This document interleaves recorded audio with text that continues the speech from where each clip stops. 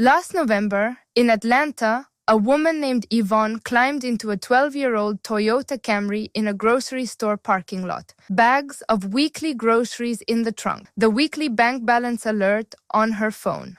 Ivonne is 67, retired school teacher, and she has $2.8 million invested in her brokerage account. She didn't inherit it, she didn't win it, she didn't build a startup, she lives in a house she bought for $138,000 in 1992, paid off in 2009. Her sister-in-law, Linda, same street, same school district, also a retired teacher, has $89,000. Two women, same salary, same town, same career. One of them has 31 times more money than the other. The difference wasn't income, wasn't luck, wasn't some secret investment strategy. It was 7 quiet rules. Ivonne has followed them since her 30s. Linda never touched them. I'm Trish, and I read the rules wealthy people quietly follow, so you can use them too. Let me explain why this matters. Most financial advice is earn more clients, more positions, bigger salary, new side hustle, invest in risky stocks, start a business, work harder, and here's the trap. A 1996 study, The Millionaire Next Door, analyzed the financial habits of more than 11,000 actual millionaires. The finding was uncomfortable. The relationship between income and wealth is weaker than anyone wants to admit. A $50,000 a year janitor can be more of a wealth accumulator than a $700,000 a year doctor. Read that line again. The difference isn't the paycheck. The difference is what you do with the paycheck. This video is for anyone who already knows that just earn more doesn't work. People earning $80,000, $100,000, $150,000, and somehow nothing's left at the end of the month. People watching their neighbor, who earns less, somehow live calmer. People who want to understand, what are the quiet wealthy doing differently? Here's the good news. I didn't make these 7 rules up. I read, I researched, I cross-referenced. Every rule pulled directly from the Millionaire Next Door original data, the Federal Reserve Survey of Consumer Finances, and the lives of people who actually accumulated wealth. Each rule is one specific action. None of them is about your income. Let's go. Before we get to the 7 rules, 2 minutes of background. Because the most important thing isn't the rules themselves. It's what they're built on. Wealth and income are not the same thing. Income is what hits your bank account every month. Wealth is what stays in your account at the end of the month. And the gap between those two, over 30, 40, 50 years, is what puts people in the millionaire category, or the still working at 70 category. This isn't motivational fluff. This is math. There's a simple formula from The Millionaire Next Door. Multiply your age by your annual gross income. Divide by 10. That's roughly what you should have saved by now. A 50-year-old earning $90,000, 50 times $90,000, divided by 10, equals $450,000. That's the number she should be at. If she's accumulated more, the research calls her a prodigious accumulator of wealth, quietly wealthy. If she's accumulated less, under-accumulator of wealth, high income, low net worth. And here's the punch. A huge percentage of high-income people fall into the second category.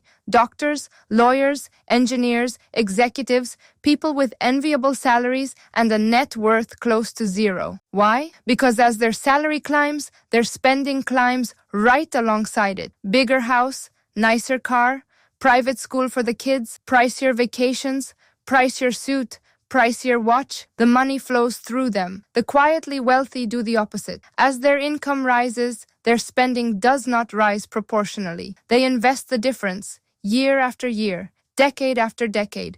There's no magic in this. There are 7 rules.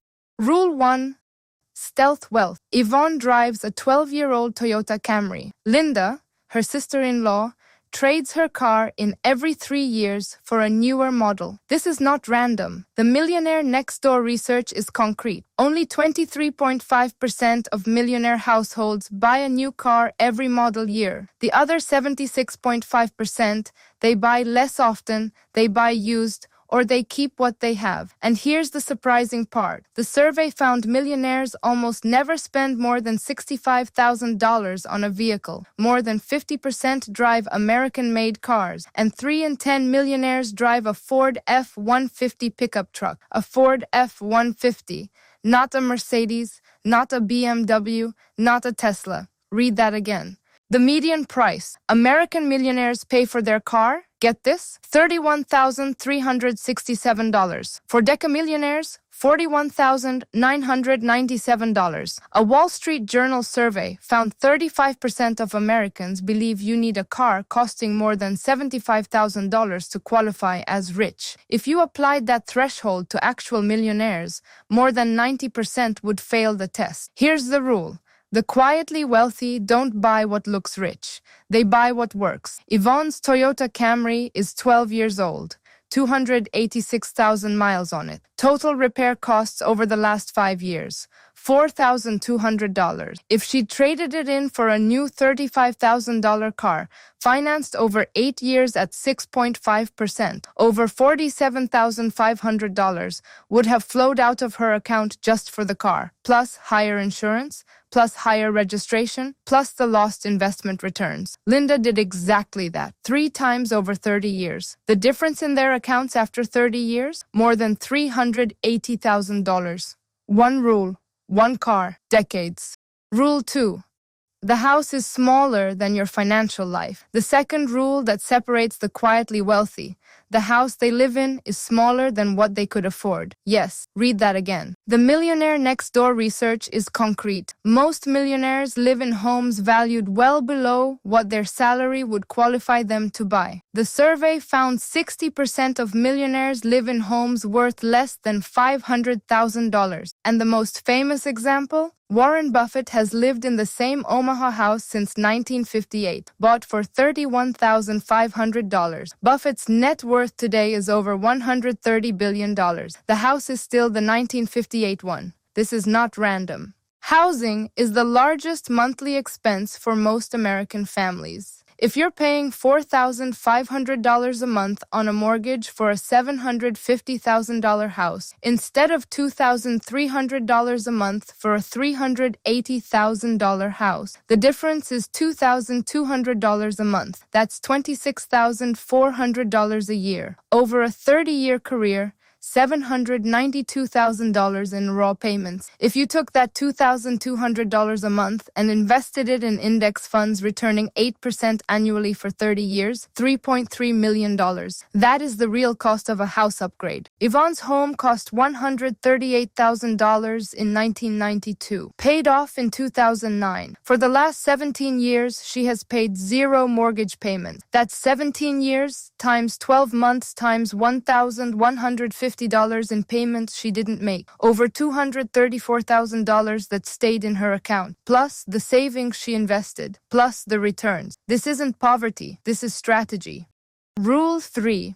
Spend on your joy, not on status. This rule is subtler, and most people miss it. The Millionaire Next Door uncovered a concept they call the better than theory. A Yale study cited in the book found that people measure their own success by comparing themselves to nearby neighbors and close relatives. As income rises, so does the desire to outperform those they compare themselves to. In plain English, when you earn more, you spend more because everyone around you is spending more. This is keeping up with the Joneses, and it's one of the largest wealth-destroying forces in America. Ivonne, the woman with the 12-year-old Camry, has a habit before any major purchase. She asks herself one question: do I want this for me or so other people can see I can afford it? The answer decides the purchase. If it's genuinely her own joy, a book, a garden tool she'll actually use, a quality kitchen pan she'll have for 20 years, she buys it. If the answer is so they can see, she skips it. That test ends in skip 95% of the time. And here's the paradox. The research shows 50% or more of millionaires never paid more than $399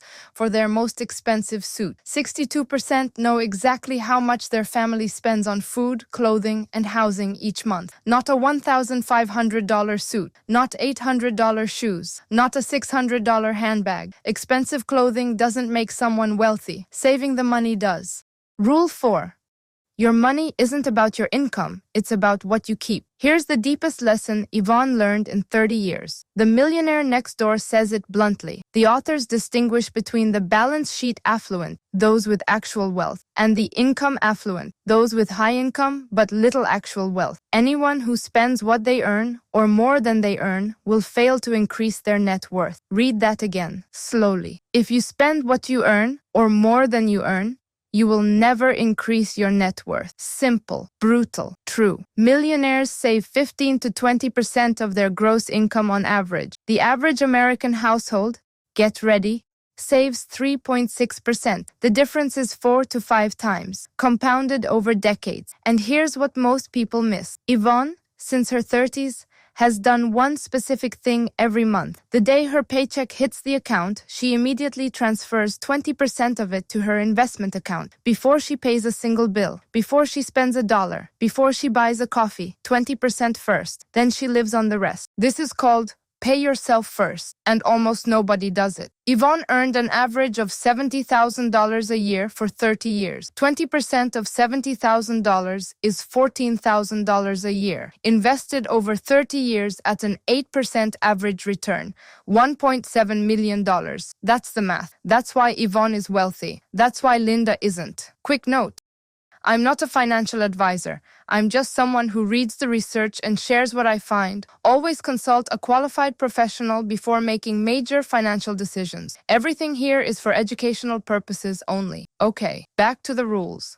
Rule 5. It's not the buying, it's the resistance. This rule is maybe the most counterintuitive. Most personal finance influencers say, find the best deals, spend smart, use coupons, get cashback, shop wisely. That's a trap. The quietly wealthy don't shop for deals. They don't shop. A data point from the Federal Reserve Survey of Consumer Finances. The average American household spends roughly $3,000 a year on coffee, restaurant takeout, and convenience purchases. That doesn't include big expenses, just the small ones that pile up. If you took that $3,000 a year and invested it at 8% for 30 years, $365,000. Coffee, lunch, Amazon Prime Impulse buys you forget you made. And here's the key. The quietly wealthy don't shop better. They do something else with their time. They read. They exercise.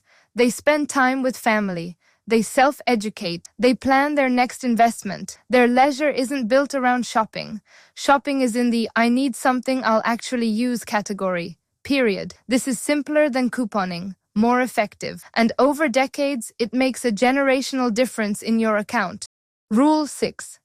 Tax awareness, not tax expertise. The 6th rule that separates the quietly wealthy. It is not that they're all tax experts. It's that they understand the basic parts of the tax code that compound wealth over the years. Specifically, 3 things.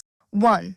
Every millionaire takes the employer 401k match. This is essentially free money. If your employer matches 5% of your 401k contributions and you put in 5%, on an $80,000 salary, that's $4,000 a year for free. Over 30 years invested at 8%, $490,000. People who skip the match lose $500,000 over 30 years for a few minutes of paperwork a year. 2.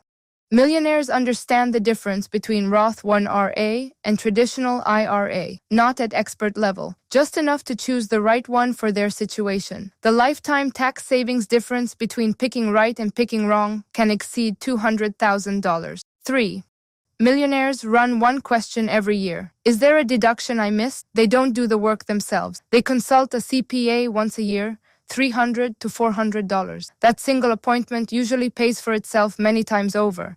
This isn't rocket science. It's awareness. Rule 7. Wealth is what nobody else can see. The last and maybe the most important rule. Media shows you visible wealth. Magazines, influencers, ads, expensive clothes, expensive cars, expensive watches, and the consumer thinks anyone with that stuff must be rich. The truth is the opposite. An S&P Global Mobility study found that maintenance and insurance costs on luxury vehicles substantially exceed those of economy vehicles. Some luxury models lose 72.6% of their value in just 5 years. Lease a luxury car? lose 72% of its value in 5 years, out of your pocket. The quietly wealthy figured this out. Yvonne's house has no brand logos in the windows, no new car in the driveway every 3 years, no flashy suits in the closet, no Instagram-ready vacations. Yvonne's house looks just like her sister-in-law's from the outside. The interior is conservative. Her clothes are classic. Buy once, wear for 10 years. She doesn't go to pop-up events. She doesn't broadcast her success, and her $2.8 million is invisible to everyone. This is called stealth wealth, and it's the deepest idea in this entire video. Invisible wealth compounds. Visible wealth disappears. And here's the paradox. The quietly wealthy stress less about their money than the visibly rich, because there's no status to maintain, no new car to buy every 3 years, no bigger house to grab at the next raise. They live simpler, and that's worth more in freedom than any luxury car can buy. Before you tune out, let me address the 3 most common questions I get on this. Question 1. Trish, this all sounds nice, but I don't have enough income to set aside 20%. I hear you, but this is the exact lesson of the millionaire next door. A $50,000 a year janitor can build more wealth than a $700,000 doctor. It's not the size of the paycheck, it's the percentage you keep. If you can save 5% right now, start there. Then 7%, then 10%. The number is secondary, the habit is primary, and the habit compounds. Question 2. What if my employer doesn't have a 401k? Then you open an IRA, a Roth IRA. Anyone can open one online in 10 minutes. Schedule an automatic transfer for the day your paycheck arrives. Nobody needs to know. You do it for yourself. Question 3. What if I'm 50 or 60 and didn't start at 30? Then you start now. Compound math is still your friend over 10 or 15 years. A 55-year-old woman who starts saving $1,500 a month now into a 7% return index fund, she'll have $478,000 by age 70. She won't catch Ivonne, but she'll be in a brutally better place than her sister-in-law. Your age isn't an excuse. Your moment is now. Here's exactly what I want you to do in the next 48 hours. 3 steps. Step 1. Tonight, before you go to sleep, pull out a calculator. Multiply your age by your annual gross income. Divide by 10. That's your target wealth number. Now check what's actually in your account. Savings, investments, retirement combined. The gap between those two tells you exactly where you stand on the millionaire next door spectrum. Don't judge. Just look at the number. Step 2. This weekend, open a Roth IRA if you don't have one. If you have an employer 401k and you're not getting the full match, bump your contribution up to the match level. That's 1 click on a screen or 1 email to HR. 5 minutes. Step 3.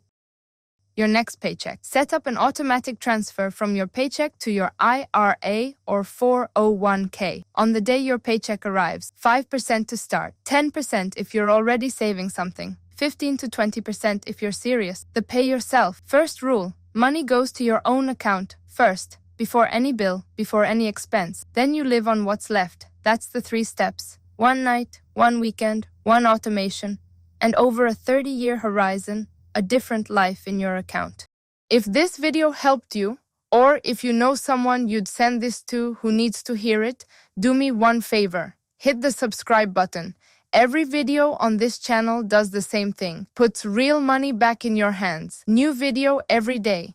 Each one a specific move the system was hoping you wouldn't notice. And here's what's coming tomorrow that you don't want to miss. If you're going to follow Yvonne's 7 rules, there are 12 specific money drains quietly siphoning your paycheck. Items in your monthly budget you don't even think about, but that pull $4,000 to $7,000 a year out of your wealth-building potential. Tomorrow we go through every single one, and I'll show you exactly which 12 to cut right now. Tomorrow, I'm Trish. Talk to you then.